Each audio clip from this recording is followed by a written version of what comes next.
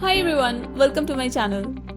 Today I'm preparing to paint this coffee mug and hoping that my mobile doesn't fall in this big bowl of water or it will become the most expensive piece of crockery I have and will ever own in my life.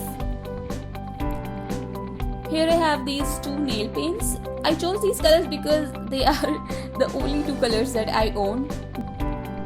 This is a plain white fine bone china cup. It cost me 90 rupees.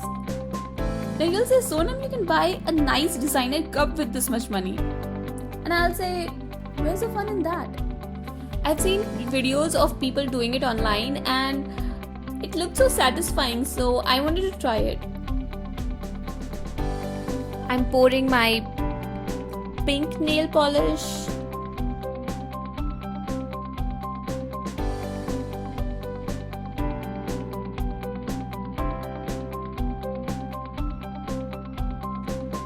And then the maroon one. They are from Beauty People. It's a local brand. I got them from my local market. And now I'm going to dip my cup in it.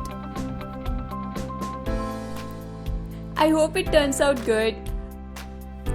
But even if it doesn't turn out nice, it's okay. I have uglier cups in my kitchen.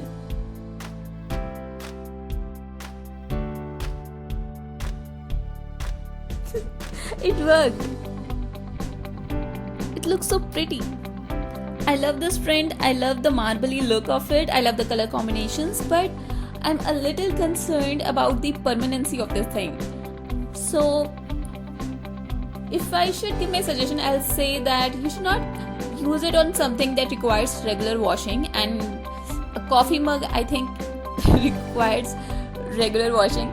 So you can use it on decorative pieces like flower vase, or people decorate wine bottles or something like that. But I don't think you should use it on coffee mugs or things like this.